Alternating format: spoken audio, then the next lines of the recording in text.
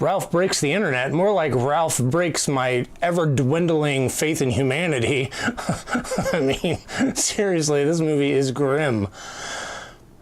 Do you think that's good enough? For an opening, I know I did a real complicated thing with the venom, talking to something that was inside me, but not everything can be golden. Is there anybody there?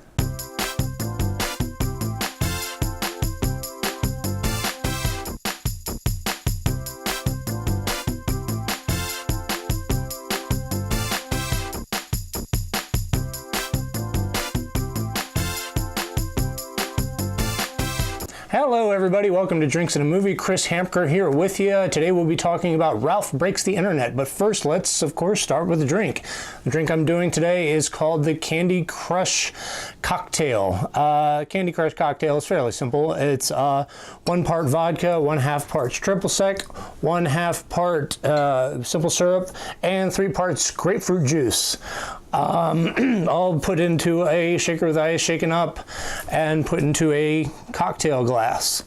Yep, this is a cocktail glass, not a martini glass. I was corrected on that by a friend of mine. So let's make this drink and talk about Ralph Breaks the Internet. Ralph Breaks the Internet is directed by Phil Johnson and Rich Moore and stars John C. Reilly and Sarah Silverman as Ralph and Vanellope Von Sweets. I swear during the movie I thought it was Penelope, but it's Vanellope, like vanilla. Vanellope Von Sweets, again, returning as those characters from Wreck-It Ralph, which is a movie I didn't really expect that much from, to be honest with you. That movie really surprised me. It was cute, it's sweet, and had some great video game references, and had a nice little message to it. And I actually really very enjoyed it. These get slippery. This is a bit of the sweetness you'll get in this Candy Crush cocktail. I think it's called the Candy Crush cocktail because it ends up being pink, like cotton candy or something, because of the grapefruit juice. But we'll see how it is. This is going to be kind of rough and a little messy because I injured myself recently, as you can see. So we're going to do our best here, though. All right, let's shake this up. What was I talking about? Oh, the original Wreck-It Ralph. Yeah. So that movie was sweet and nice and kind of wholesome and kind of made you feel good at the end, and was a fun ride. And both John C. Reilly and Sarah Silverman were so good in it. And of course, they made a sequel to it, and that's what Ralph Breaks the Internet is.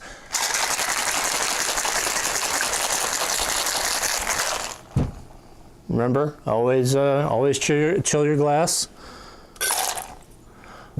And we'll pour this in and see how the Candy Crush cocktail is.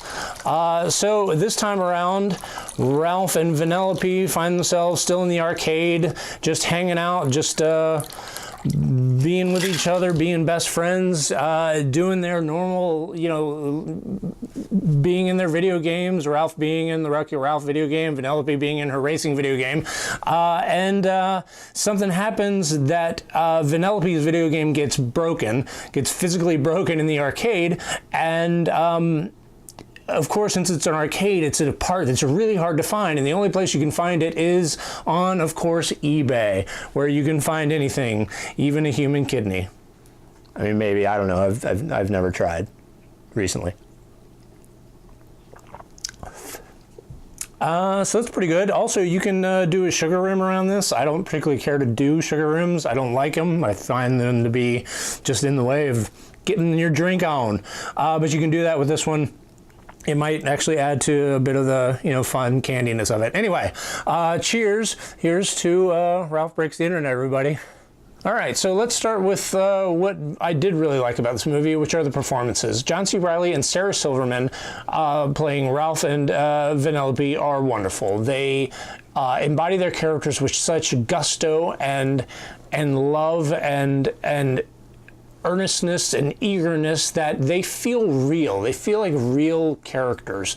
And that's really hard in a movie with such a concept as sentient video games that are just going about their day-to-day lives, doing their jobs, being in their games. And that to me is no easy feat. And they do it wonderfully and really carry this movie, because it is literally just the two of them the entire time, with a couple of peripheral characters here and there. The other thing I really loved, and the scenes that completely stole the movie, are scenes that are in the trailer that center around the Disney princesses.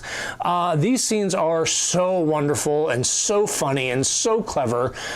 Disney luckily decided to make fun of itself a little bit and kind of turn the Disney princess idea on its head a little bit, to where you can kind of tell that they feel okay with kind of taking a jab at them, but also making them funny, making them just have this kind of edge to them that they didn't have before, and it's just such a delight and so wonderful to see all these characters in one place kind of interacting. And what's even better about that, and more for a cinephile like myself, is that they used all of the, I think all the actors that are still alive to play their roles that they did in the original movies, from Kristen Bell and Idina Menzel from Frozen, to Mandy Moore's Rapunzel, to Ming-Na Wen's Mulan, to Jodie Benson as Ariel from The Little Mermaid way back in like 89, 90.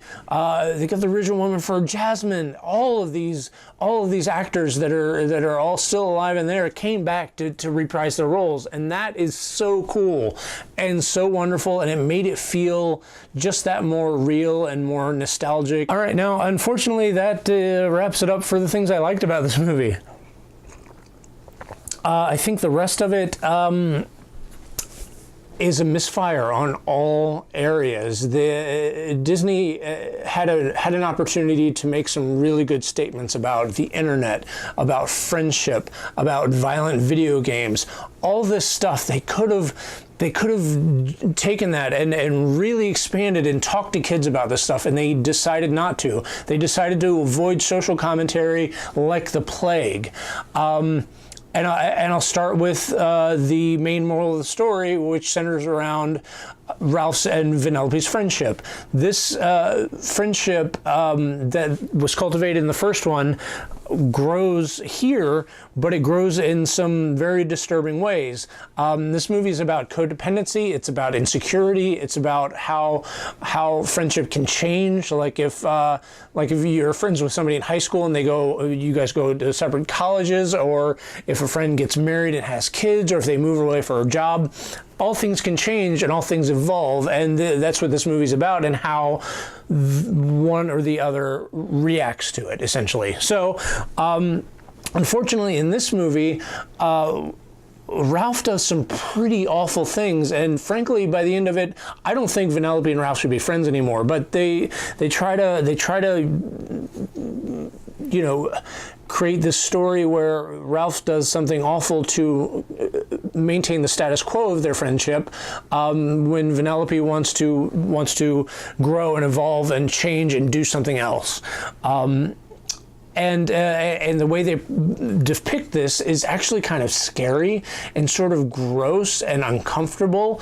And I didn't like it. I didn't understand the choices that the filmmakers were making.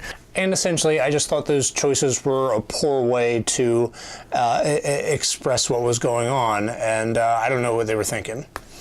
Now, the last thing I want to talk about real quick, and the most important and pretty much the worst part about this movie, was the way the movie and Disney dealt with internet culture and gaming culture and what happens online now in this current world we live in. they avoid social commentary and an opinion about this like the plague, and I think that is a poor choice, especially to teach kids. We are so glued to our devices, our screens, our social media, that it's become almost a part of the family. That's what we do during dinner time, and it's really upsetting and hitting in a way that is detrimental to the development of kids. I mean, people don't have social skills anymore because of this, and the movie doesn't try to talk about this at all. And normally I wouldn't have a problem with it. Normally I would just say, well, they can just focus on their story about friendship and not have to deal with that. But the problem is they take a part of this internet culture as a plot device that seems positive, and it's glorified in such a way that I think is unhealthy and detrimental. And what I'm talking about is the way that Ralph and Vanellope make money to buy this part on eBay online. And one of the ways is they start out by farming valuable items and things from other games. And one of the games that they do this with is a Grand Theft Auto type game, which is very violent, and you steal things, you do things that are not very ethical, and they don't comment on that. And I'm not in no way suggesting that violent and unethical video games can cause people to be violent and unethical. They don't. But the movie never stops and says that and gives its opinion on it. They just say, well, this is just a fun little area that Vanellope kind of falls in love with and becomes enamored with and wants to stay in. And she has this song that's kind of funny, but also sort of strange about being in this Grand Theft Auto type land that is fun to her because it's different than her video game.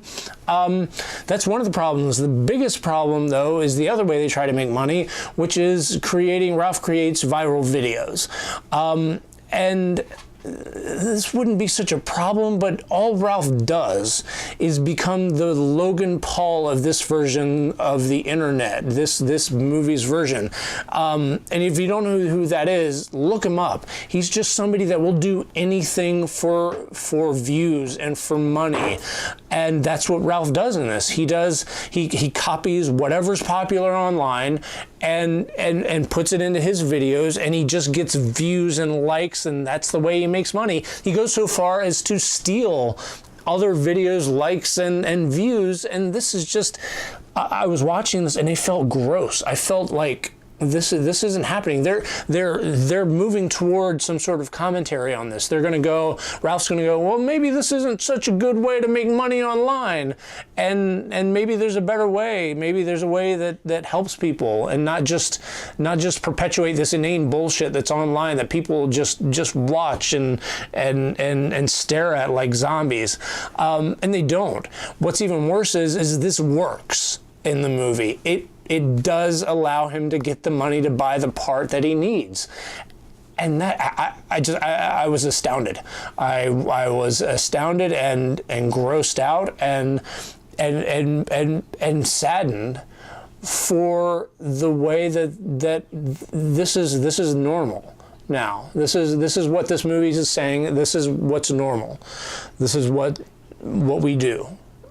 We just look at our devices, look at our phones, look at our computers, look at YouTube, which I'm making this video for, and it's a little hypocritical on my end, but I'm not making a movie about it. I think I don't think kids should watch this. I don't think it's healthy. I don't think it's good, and it's definitely not a recommend for me. And I am a total outlier on this. Everybody seems to be loving this, and I don't understand it. I don't understand how they can't see how internet life is depicted in a detrimental way for kids, especially for like the young adult kids, like, that are just moving into adolescence, like the 10 to 15-year-old kids that soak this shit up every day. And and all the critics are loving it, and great. Go ahead and glorify this stuff. It upset me in a way that really surprised me, and I don't mean to end this on a kind of a sour, kind of dour note, but that's how I felt during this movie, and way to go, Disney. So, thank you so much, everybody, for joining me. If you like this, please like, share, subscribe down here at the bottom. Have a drink on me. Cheers, everybody. Bye-bye.